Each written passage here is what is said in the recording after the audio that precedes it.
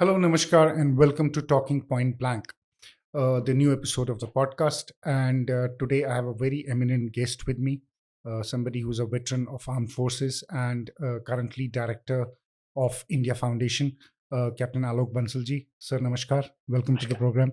And thank you, really thank you for taking out time for this podcast. Uh, Sir, what we saw in Pahalgam में जो हमने देखा terror attack, क्या reason है? आप कैसे देखते हैं कि क्यों पाकिस्तान ने ये टेरर अटैक किया होगा? इसके पीछे क्या रीज़न्स हो सकते हैं? देखिए, पहली चीज़ तो हमें ये समझना चाहिए कि पहलगाम में जो आतंकवादी हमला हुआ, वो उसमें स्थानीय लोगों का हाथ ज़्यादा नहीं था। क्योंकि स्थानीय लोग कभी भी नहीं चाहते कि पर्यटकों पे हमला हो, क्योंकि पर्यटकों के ऊपर उनकी रोज़ी-रोटी चलती है। और इसी का कारण था कि आपने देखा पूरे कश्मीर में बंद हुआ इस घटना के विरोध में। तो इसमें कोई शक की बात नहीं है कि कौन इसको करा रहा था। आईएसआई करा रही थी। क्यों करा रही थी? अब ये महत्वपूर्ण बात है। और अगर आप क्यों को देखना चाहें तो उसमें 2 चीज़ें महत्वपूर्ण हैं। ये आतंकवादी घटना उस समय हुई जब अमेरिका के उपराष्ट्रपति वेंस भारत में थे और भारत के प्रधानमंत्री Narendra Modi kingdom of Saudi Arabia में गए हुए थे। और जिस तरीके से इस आतंकवादी घटना को अंजाम दिया, जहां लोगों से उनका मज़हब पूछा गया और फिर उनको गोली मारी, उनका उद्देश्य ये था कि शेष भारत में इस तरीके के सांप्रदायिक दंगे हो जाएं। और जब प्रधानमंत्री सऊदी अरब में हों, तो ये भारत के लिए एक बहुत बड़ा एम्बैरेसमेंट होता। उपराष्ट्रपति वैंस के लिए भी एम्बैरेसिंग होता और इसलिए उन्होंने इस घटना को अंजाम दिया। उन्होंने पहले ही रेकी कर रखी थी और ये देख लिया था कि इस जगह पे शायद सुरक्षा प्रबंध नहीं है और उसके अनुसार उन्होंने इस घटना को अंजाम दिया। बट सर, बालाकोट के बाद पाकिस्तान पे स्ट्राइक हुई। पाकिस्तान की जो अभी इंटरनल हालात हैं, चाहे फिर वो बलूचिस्तान में हैं, केपीके में हैं, या उनके जो पॉलिटिकल अपने जो प्रॉब्लम्स हैं पाकिस्तान के अंदर, उनकी इकोनॉमी इतनी डाउन है। Didn't they think that by carrying out this attack, India is not going to retaliate? उनका क्या कैलकुलेशन रहा होगा इस अटैक को करने के बाद? देखिए, उनकी संभावना ये थी कि शायद हमारे पास पुख्ता सबूत नहीं होंगे कि उनका इसमें हाथ है। और इसी बात को वो बार-बार दोहरा भी रहे हैं कि आपने 7 मिनट के अंदर एफआईआर फाइल कर दी, आपने कोई वो नहीं किया, आप पहले से ही सोच के बैठे थे कि पाकिस्तान कर रहा है। और उनका मीडिया तो यहाँ तक जा रहा है कि वो फ़ॉल्स फ्लैग ऑपरेशन की बात कर रहा है। पर हकीकत ये है कि हमें एक चीज़ समझनी चाहिए, पाकिस्तान के संदर्भ में वहाँ पे फ़ॉल्ट लाइन्स बहुत ज़्यादा हैं। लेकिन जब भी युद्ध होता है, किसी भी राष्ट्र में ये होता है, तो वो जो फ़ॉल्ट लाइन्स हैं ना, वो ब्रिज हो जाती हैं। जब युद्ध होता है तो सेना जो है रैलिंग पॉइंट बन जाती है। और यही कुछ लोगों ने ट्वीट भी किया कि टेरर, आतंकवाद और ये। और लेकिन जब ये हुआ तो सब लोग सेना के पीछे आ गए। तो एक तरीके से जो उसके बाद हुआ, उससे पाकिस्तान को इस बात का तो लाभ मिला कि जो उसके अंदर जो फ़ॉल्ट लाइन्स थी, वो कुछ हद तक, कम से कम उस समय तक के लिए ब्रिज हो गई। यहाँ तक कि इमरान खान जो जेल के अंदर हैं और काफ़ी समय से सेना और आईएसआई के खिलाफ ज़हर उगल रहे थे, वो भी इस वक़्त उन्होंने कहा कि भई मैं सेना के साथ हूँ। तो ये तो स्थिति थी। दूसरी बात जहाँ तक आर्थिक समस्याओं की है, इसमें कोई शक की बात नहीं है कि पाकिस्तान की कैपेसिटी एक लंबे युद्ध को झेलने की नहीं थी। तो पाकिस्तान का शायद शुरू से ही ये मानना था कि जो युद्ध है वो छोटा होगा और जल्द खत्म हो जाएगा। शायद इसीलिए वो अमेरिका के पास गए। और इसको अच्छी तरह से समझना चाहिए, क्योंकि अगर आप शहबाज शरीफ का वक्तव्य पढ़ें, उसने डोनाल्ड ट्रंप और अमेरिका को बहुत धन्यवाद दिया है। अगर आप प्रधानमंत्री मोदी का वक्तव्य पढ़ें, हमने कहीं अमेरिका की बात नहीं की है। तो हमने कहीं अमेरिका की बात नहीं की, बट पाकिस्तान ने की है, क्योंकि पाकिस्तान की मजबूरी थी। और चूंकि युद्ध विराम हो गया, उससे पाकिस्तान एक ऐसी स्थिति से बच गया जब उसकी सेना बुरी तरह मात खाती, क्योंकि उनके पास रसद और सामग्री नहीं थी और उनकी अर्थव्यवस्था में वो कैपेसिटी नहीं थी कि इस युद्ध को आगे बढ़ा सकते। जब ये युद्ध विराम हुआ, उससे पहले सीमावर्ती क्षेत्रों में सारे पेट्रोल पंप्स बंद कर दिए गए थे। पेट्रोल को कंज़र्व करने की कोशिश की जा रही थी, क्योंकि उनके पास पेट्रोल के जो भंडारण हैं, वो सीमित हैं। तो ये स्थितियाँ थीं। ऐसा भी सुनने में आया है कि उन्होंने पैसा कमाने के चक्कर में अपनी आर्टिलरी जो एम्यूनिशन थी, वो यूक्रेन और इज़राइल को निर्यात कर दी थी, तो उनके पास उसकी भी कमी थी, 4 दिन से ज़्यादा की आर्टिलरी एम्यूनिशन नहीं थी। तो इन सब चीज़ों को मद्देनज़र रखते हुए पाकिस्तान 3 दिन के अंदर वो घुटने टेक गया और अमेरिका की मदद माँगने लगा। और ऐसे समय में जब राष्ट्रपति ट्रंप दुनिया में कुछ न कुछ मध्यस्थता कहीं न कहीं हर जगह करने की उनकी चेष्टा रहती है, तो उनको लगा कि मैं यूक्रेन और रशिया में विफल हो रहा हूँ, मैं इज़राइल और गाज़ा में विफल हो रहा हूँ, तो कम से कम यहाँ तो मैं सफल हो जाऊँ। और यही मेरे ख्याल से हुआ, और जिसके बाद हमने देखा कि युद्ध विराम आ गया, क्योंकि भारत की इच्छा तो कभी भी हम युद्ध के पक्ष में नहीं है। जैसे प्रधानमंत्री ने कल कहा कि बुद्ध का संदेश जो है शांति का है, लेकिन शांति के साथ पराक्रम आवश्यक है, शक्ति आवश्यक है, और शक्ति का प्रयोग करने के लिए हमारे पास वो होनी चाहिए। शक्ति का प्रयोग भी हम करने के लिए तैयार होना चाहिए अगर ज़रूरत पड़ती है। बट सर, ये कैसा सीज़ फायर है? क्योंकि जिस दिन सीज़ फायर डिक्लेयर हुआ तब से अगर हम देखें कि कहीं न कहीं पाकिस्तान जो है वो इन्कर्जन्स कर रहा है। कल डीजीएमओज़ की बात हुई है आपस में, और उसमें उन्होंने बड़ा साफ कहा कि गोलियां नहीं चलेगी एक दूसरे की तरफ से, और हमने देखा कि शाम को जो है अमृतसर में, सांबा में पाकिस्तान ने फिर इन्कर्जन किया। तो ये किस टाइप का एक सीज़ फायर है, क्या ये इसको हम सीज़ फायर कह भी सकते हैं, या we are still at active war with Pakistan? देखिए, एक चीज़ हमें समझनी चाहिए कि कोई भी ऐसी तनावपूर्ण स्थिति में जो निर्णय करने की क्षमता है, वो सीमा पे बैठे कमांडर के पास आ जाती है, क्योंकि इसमें जो है स्वायत्तता दे देते हो आप। और उसमें क्या है, अगर एक भी कमांडर एक भी कदम उठाता है, तो उसकी प्रतिक्रिया दूसरी साइड से होनी लाज़मी है। और फिर जब एक बार शुरू हो जाता है, तो फिर सिर्फ़ भगवान ही बता सकता है पहली गोली किसने चलाई। तो ये बात एक हमें समझनी पड़ेगी। या तो दोनों देश अपने कमांडर्स को ये निर्देश दें कि चाहे कुछ भी हो जाए, आप बिना परमिशन लिए फायर नहीं करोगे, तब तो शायद ये रुक जाए। पर वो स्थिति आने में मेरे ख्याल से अभी कुछ समय है। पाकिस्तानी मीडिया भी कुछ इस तरीके की बातें कर रहा है कि हम सीज़ फायर वायलेशन कर रहे हैं, पर वो उनकी झूठ बोलने की आदत रही है पहले से, और शायद वो उसी के अंतर्गत इस तरीके की बातें कर रहे हैं। पर मुझे लगता है कि आने वाले 1-2 दिन के अंदर स्थिति सामान्य हो जाएगी। Sir, how do you see the IWT playing a role going forward between India and Pakistan? Because मुझे ये लगता है कि जब तक IWT पे कोई बात नहीं होगी, और इंडिया इसने कल प्राइम मिनिस्टर ने बड़ा क्लियरली बोल दिया कि कि कोई बातचीत नहीं होगी। आपको क्या लगता है कि IWT जो है वो एक contentious issue between India and Pakistan बन सकता है, एक नए वॉर, एक नए फ्रंट का जो है, you think it can become reason for that as well?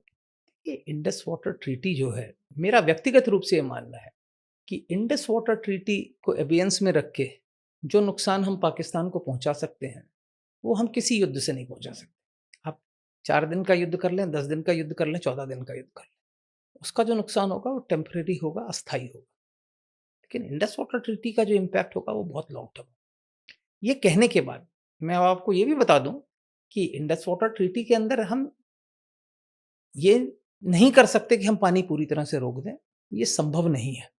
हालाँकि कई आर्म चेयर एनालिस्ट्स आपको ये बोलेंगे, अगर आप ऊपरी तौर से देखें तो इंडस वाटर ट्रीटी जो है काफ़ी हद तक फेयर ट्रीटी है।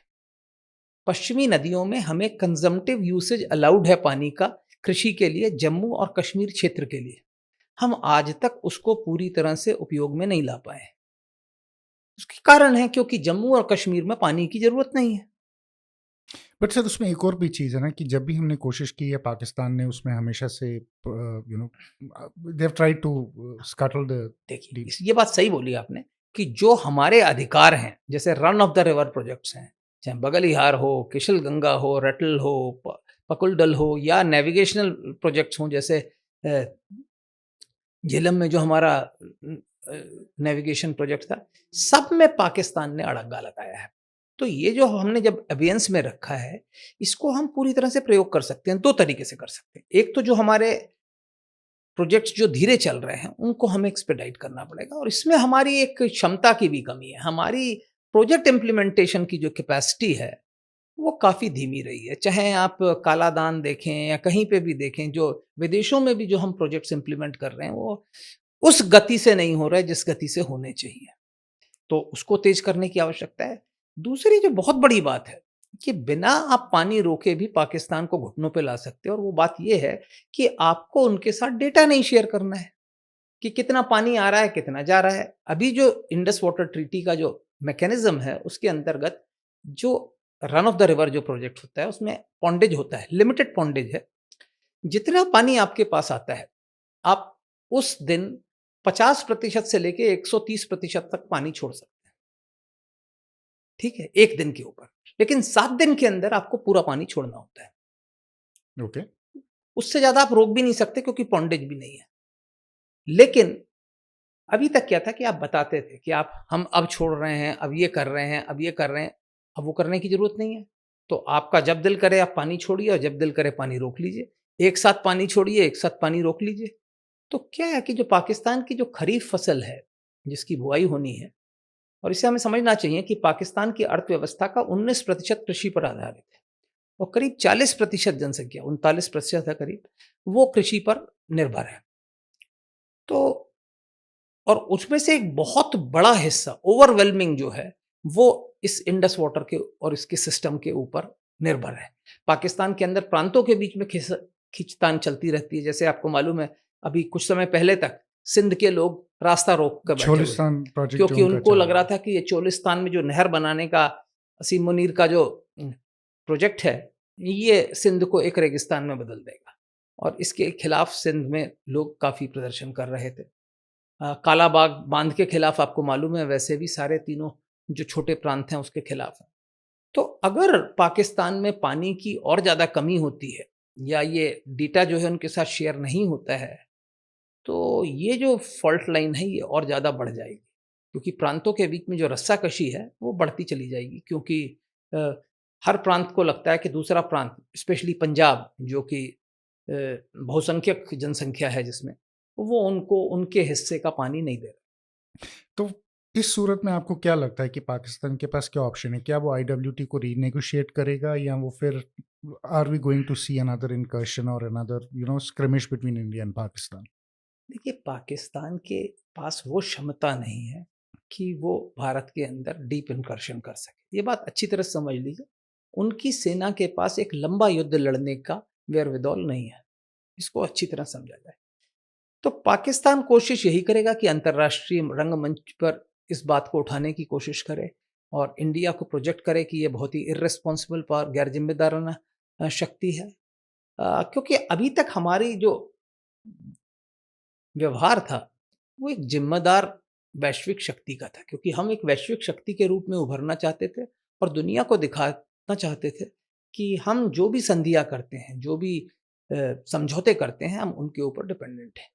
तो मेरा व्यक्तिगत रूप से ये मानना है कि जो इंडस ट्रीटी अबियंस में है, ये एक लेवरेज है, और भारत देर सबेर इंडस वाटर ट्रीटी को मान लेगा। जो परिवर्तन करने की ज़रूरत है, वो सिर्फ़ ये है कि जो नई तकनीकें आ गई हैं उसके बाद, क्योंकि 1960 के बाद जो हाइड्रो पावर का क्षेत्र है, उसमें नई-नई तकनीकें आ गई हैं, नई-नई टेक्नोलॉजीज़ आ गई हैं, तो उनका समावेश आवश्यक है। क्योंकि आपके स्लूइस गेट कहाँ होने चाहिए, सिल्टिंग कैसे रिमूव करनी चाहिए, ये सब चीज़ें जो हैं उस टाइम नहीं थी 1960 में। अब नई तकनीक आ गई हैं जिससे सिल्टिंग रोकी जा सकती है, सिल्टिंग कम की जा सकती है। और इस दौरान में जब ये ट्रीटी अबेयंस में है, अगर हम चाहें तो हम डीसिल्टिंग भी कर सकते हैं। वो एक पाकिस्तान के लिए बहुत समस्याग्रस्त होगा, क्योंकि ये सिल्ट अगर नीचे जाती है और इनके मराला हेडवर्क्स या अन्य जो बांध हैं उनके अंदर जाती है, तो उन बांधों की जो क्षमता है वो कम होती है। तो ये भी समस्याएँ हैं उसके लिए। सर, ये तो आईडब्ल्यूटी की बात रही, बट इस बारी जब व्हेन दे डिड पहलगाम, ये चाहते थे, there is a lot of talk about setting up deterrence with Pakistan, कि पाकिस्तान के साथ जब तक इफेक्टिव डेटरेंस हम नहीं सेट करेंगे, हम टेररिज्म देखेंगे। आपको लगता है कि operation Sindoor has been able to set up that deterrence with Pakistan? देखिए, ऑपरेशन सिंदूर ने पाकिस्तान को दिखला दिया कि हम पाकिस्तान के अंदर कहीं पे भी हमला कर सकते हैं। अगर आप देखिए, जो पहला हमला हुआ आतंक की नर्सरियों पे जो हुआ, वो बहावलपुर में हुआ, जो 100 किलोमीटर दूर हम्म। सेना सीमा से था। और उसके बाद जब सैन्य अड्डों पर हमले हुए, जब वायु अड्डों पे हमले हुए, तो आप देखिए जेकबाबाद, भोलारी कैंप, ये तो सिंधु नदी के दूसरी तरफ दूसरी। हैं। जेकबाबाद पाकिस्तान के बिल्कुल केंद्र में है, उत्तरी सिंध में बलूचिस्तान की सीमा से लगा हुआ है। तो अगर हम वहां तक पहुंच सकते हैं और इतने सटीक तरीके से हमला कर सकते हैं कि अगर आप देखें जहां रनवे क्रॉस हो रहे हैं वहां बीच में हमला हुआ है, बिल्कुल रनवे के बीचों बीच क्रेटर बना हुआ है। तो ये दर्शाता है कि जो हमारी जो युद्धक सामग्री है वो कितनी अच्छी है, कितनी उत्तम है, कितनी सटीक है। तो इस संघर्ष ने कम से कम 2-3 चीज़ें तो बिल्कुल साफ कर दी कि जो भारत में ही निर्मित कुछ मिसाइल्स हैं, उनकी जो परफ़ॉर्मेंस थी वो अति उत्तम थी। जैसे ब्रह्मोस, जिसे पहले भी दुनिया मानती थी कि अपनी रेंज में दुनिया की सबसे उत्कृष्ट मिसाइल है। उसने काफ़ी अच्छा प्रदर्शन किया और ब्रह्मोस को मेरे को लगता है कि अब इसके बाद फ़िलीपींस तो उसको ले ही चुका है। कई अन्य राष्ट्र भी अब कतार लगा के खड़े होंगे ब्रह्मोस का आयात करने के लिए। और दूसरी महत्वपूर्ण जो मेरे ख्याल से सिस्टम था वो था आकाश। आकाशदीद जो था, आकाश जो हमारी मिसाइल है, जो सरफेस टू एयर मिसाइल है, उसने पहली बार युद्ध देखा और उसने बहुत अच्छा जो उसका रिज़ल्ट्स है, वो परफ़ॉर्मेंस है, वो बहुत ही बढ़िया रहा।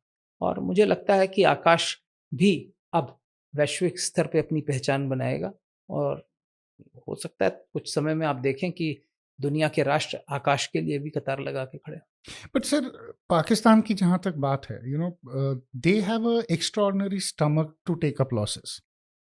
ये एक ऐसा मुल्क है जो अपनी फेलियर को बड़ा ज़बरदस्त तरीके से सेलिब्रेट करता है।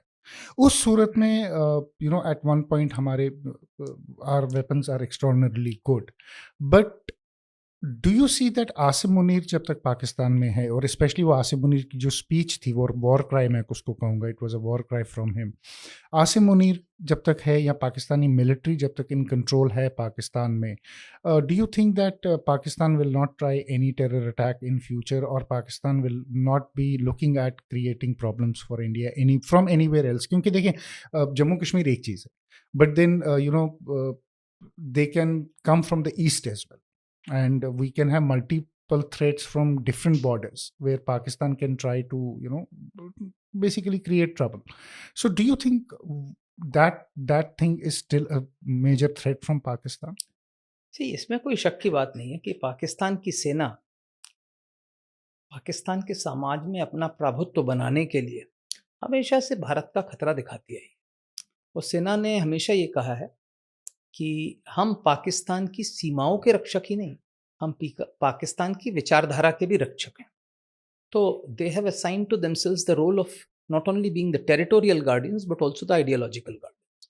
तो क्या है कि सेना तो इस तरीके का उसने रोल बना रखा है और ये रोल जब तक ही चलेगा जब तक कि भारत से हम एक खतरा पाकिस्तान के अस्तित्व को दिखाएं। हम ये दिखाएं कि भारत जो है पाकिस्तान के बनने से खुश नहीं है और भारत चाहता है कि पाकिस्तान छिन्न भिन्न हो जाए, और इसलिए सेना अगर नहीं रहेगी तो पाकिस्तान टुकड़े टुकड़े हो जाएगा।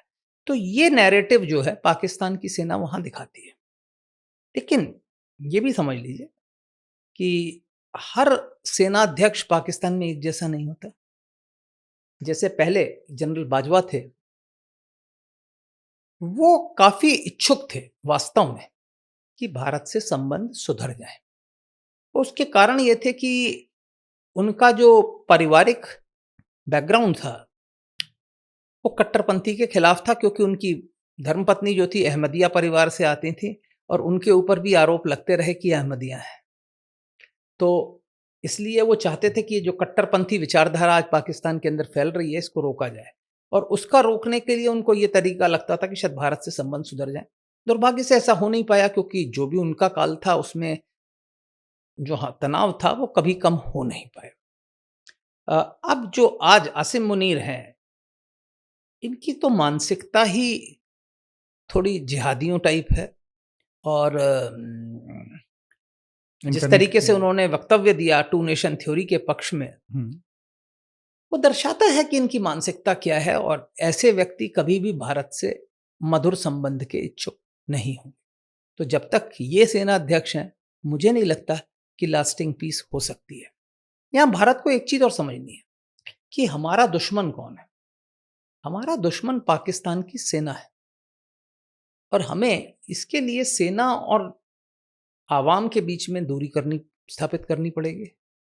सेना और राजनीतिक नेतृत्व के बीच में दूरी करनी पड़ेगी, क्योंकि इस संघर्ष से पहले इमरान खान और उनकी पार्टी सेना को काफ़ी गालियां दे रहे थे, सेना को, आईएसआई को।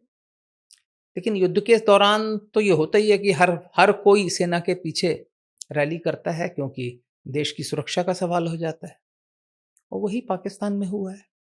तो हमें कोशिश करनी चाहिए कि किसी भी तरीके से पाकिस्तान की सेना अपने देश में अलोकप्रिय हो और लोग उनके खिलाफ उठें, क्योंकि हमारे हित में यह है कि जिस दिन पाकिस्तान की सेना कमज़ोर हो जाएगी, उस दिन भारत और पाकिस्तान के बीच में अमन और शांति हो। बट सर, पाकिस्तान के लोगों का, जैसे आपने कहा कि इमरान खान जो है उन्होंने रैली किया, फॉल्ट लाइन जो है वो क्लोज हुआ, गैप क्लोज हो रहा था, and he was also standing behind his army. But if you look at the data from the ground, between 7th of May and 10th of May, 72 attacks happened in Khyber Pakhtunkhwa and Balochistan. ठीक है. On the contrary, we know that there is presence of terrorists in the region of Jammu and Kashmir. मगर एक भी terror attack Jammu Kashmir में नहीं हुआ when these two nations were fighting among themselves. But तो ये जो फॉल्ट लाइन है इंटरनल टेरर अटैक्स की, कितनी देर तक है पाकिस्तान इस चीज़ को, एक तो ये ब्रिज नहीं कर पा रहा है इस गैप को, दूसरा अफगानिस्तान का आपको क्या रोल लग रहा है इसमें पाकिस्तान के इस बिहेवियर में? क्योंकि अफगानिस्तान से बड़ा इंटरेस्टिंग एक स्टेटमेंट आया था कि इस्लाम की लड़ाई नहीं है, दे हैव नेगेटेड, लाल मस्जिद में भी ये बोला गया कि पंजाबी लड़ रहे हैं, इसमें इस्लाम का कोई लेना देना नहीं है.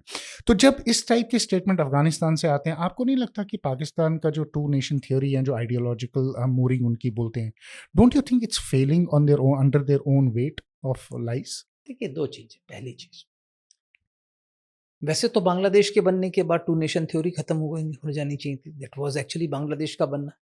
बट क्या है, दुर्भाग्य से बांग्लादेश की पिक्यूलियर सर्कमस्टांसेस, जो दूरी है बांग्लादेश और पाकिस्तान के बीच में, जो भौगोलिक डिस्पर्शन है, geographical separation, that did not result in complete delegitimisation of two nation theory. मतलब टू नेशन थ्योरी पूरी तरह से खत्म नहीं हो पाई.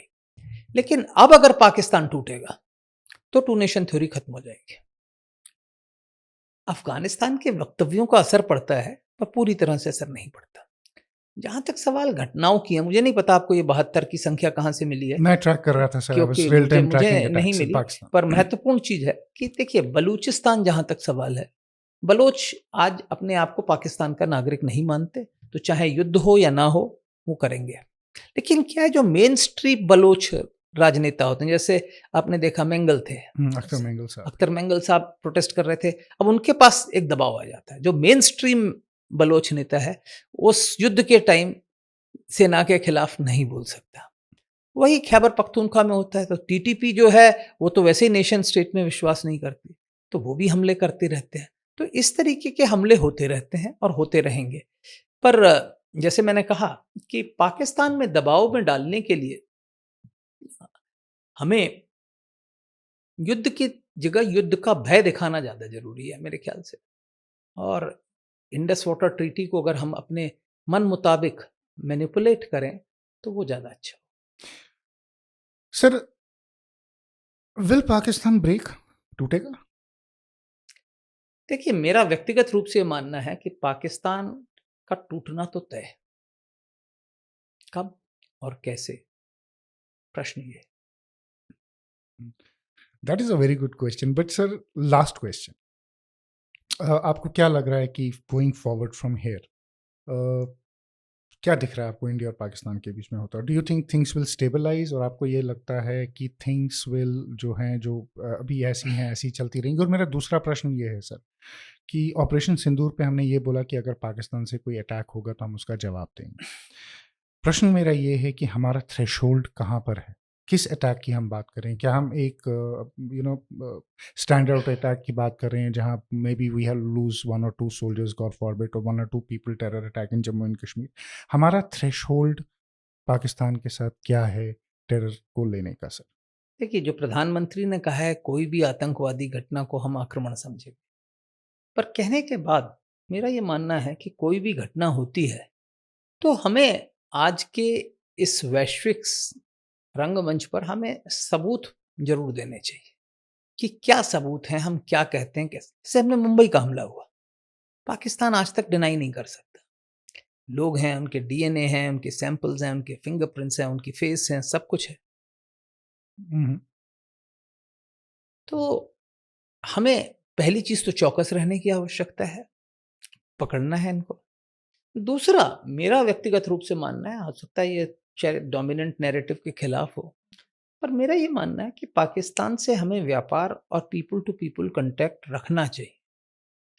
अ, जब पाकिस्तान का भारत के ऊपर निर्भरता बढ़ जाए, वो एक और बेहतर तरीका है। अगर पाकिस्तान और भारत के बीच में आज सामान्य व्यापार होता, तो पाकिस्तान का सारा तेल और तेल के प्रोडक्ट्स जो हैं भारत से जा रहे होते। But sir I'll interject you there. हमने ये पीपल्स टू पीपल कांटेक्ट और ये across LOC trade, across IB trade, इनके साथ 30 साल तक ट्राई किया. That didn't stop Pakistan from doing what they have done with us. How does that change things now? सी क्या है कि हमने कभी भी पूरा मुक्त व्यापार नहीं हुआ। अगर आप देखें 2005 में जब इस्लामाबाद सार्क समिट होनी थी, तो साफ्टा का रोड मैप बना था। SAFTA, South Asian preferential treatment, Pakistan back out किया। क्यों किया पाकिस्तान? क्योंकि पाकिस्तान को हमेशा ये लगता है कि अगर लोग भारत के लोगों से मिलेंगे और लोगों को ये लगेगा कि हम शांति के साथ, अमन और शांति के साथ भारत के लोगों के साथ रह सकते हैं, तो पाकिस्तान बनाने की जरूरत क्या थी? ये प्रश्न एक बहुत महत्वपूर्ण प्रश्न है। That is a good क्योंकि question, yes. क्योंकि क्या है कि पाकिस्तान के अंदर तीसरी कक्षा से वो पाकिस्तान स्टडीज प्रोग्राम पढ़ाते हैं, जिसका फोकस सिर्फ एक ही है कि हमें पाकिस्तान क्यों बनाया।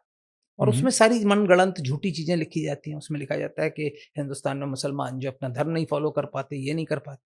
लेकिन जब लोग आएंगे और मिलेंगे और देखेंगे कि यहाँ लोग भाईचारे के साथ रह रहे हैं, तो जो पाकिस्तान की नींव है वो कमजोर हो जाएगी। जो टू नेशन थ्योरी है उस पर लोग प्रश्न चिन्ह उठाने लगेंगे और समस्या हो। इसलिए पाकिस्तान ने कभी भी मुक्त व्यापार शुरू में 40-50 के दशक को छोड़ के कभी नहीं किया। क्योंकि अगर एक फ्री ट्रेड हो पाकिस्तान और इंडिया के बीच में, तो इंडिया की रिफाइनरीज का प्रोडक्ट्स तो पाकिस्तान के लिए बेस्ट है। पाकिस्तान की टेक्सटाइल इंडस्ट्रीज के लिए भारत का कपास, भारत की टेक्सटाइल मशीनरी, ये तो सब वहीं जानी चाहिए। फार्मास्यूटिकल, हमारे कंपैरिजन में पाकिस्तान के अंदर जो सेम फार्मास्यूटिकल प्रोडक्ट है वो कम से कम 10 गुना महंगा है। हमसे लेते हैं वो इमरजेंसी प्रोक्योरमेंट आज भी तो हमसे हो रही है. अगर व्यापार फ्रीज कर दिया, खोल दिया जाए, तो पाकिस्तान की जनता को ये चीजें सस्ती मिलने लगेंगी। और उससे क्या है कि धीरे धीरे उनकी निर्भरता भारत के ऊपर बढ़ जाएगी। ऐसे स्टेक होल्डर्स भी बन जाएंगे जो शांति चाहेंगे। और जब बड़े बड़े व्यापारी स्टेक होल्डर्स बन जाते हैं, तो उनकी पहुंच भी बहुत बड़ी बड़ी होती है। बट सर, बड़े बड़े व्यापार की अगर हम बात करें तो सबसे बड़े व्यापारी पाकिस्तान में पाकिस्तानी मिलिट्री है. उनसे बड़ा व्यापारी कोई नहीं है. Now they might try to take advantage of this and do this, but then जो ये एक आइडियोलॉजिकल हम फॉल्ट लाइन पाकिस्तान में, फॉल्ट लाइन तो नहीं मैं कहूँगा, बट ये जो आइडियोलॉजिकल सेंस ऑफ उम्मा है और ये हेट्रेड टुवर्ड्स नॉन मुस्लिम है, और ये सिर्फ हम इंडिया पाकिस्तान के बीच में नहीं देख रहे, ये हमें ग्लोबल रिसर्जेंस ऑफ इस्लामिज्म देख रहे हैं. और I don't want to go into a larger debate. I would like to do a different podcast on this with you. उसमें हम ईरान और अफगानिस्तान की बात करेंगे. बट अगर आप मुझे थोड़ा सा एक उसका ओवरव्यू दे सकें कि in that scenario how does people to people contact और trade contact actually help in getting peace in between India and Pakistan. देखिए, इसमें कोई शक की बात नहीं है कि पाकिस्तान की सेना कई व्यापारिक संस्थान चलाती है। पर ये कहना कि पाकिस्तान की सेना ही सबसे बड़ी व्यापारी है, एज ए इंस्टीट्यूशन हो सकती है, पर उसका कोई वो स्टेक नहीं है। पर जो बड़े व्यापारी हैं, जैसे मियां मंशा है जो पाकिस्तान के सबसे अमीर आदमी है, ये लोगों को फायदा है अगर भारत और पाकिस्तान के बीच में सामान्य व्यापार हो। और ऐसे कई लोग होंगे, जब स्टेक होल्डर्स हों, जब लोग सस्ती दवाओं और सस्ते खाद्य पदार्थों के आदी हो जाएं और सस्ते पेट्रोलियम प्रोडक्ट्स के, तो अगर उनको वो नहीं मिले तो तब पिंच करता है। इंसान की फितरत ऐसी है कि एक बार आप कंफर्ट के आदी हो जाओ, तो फिर वो कंफर्ट आपसे आसानी से नहीं छूटता। So much, sir. With that, I really thank you for this show. Thank you. Thank you so much for watching this podcast. If you liked it, please like it, share it, and subscribe it, and do comment on it as well. Till next time, Jai Hind and Jai Bharat.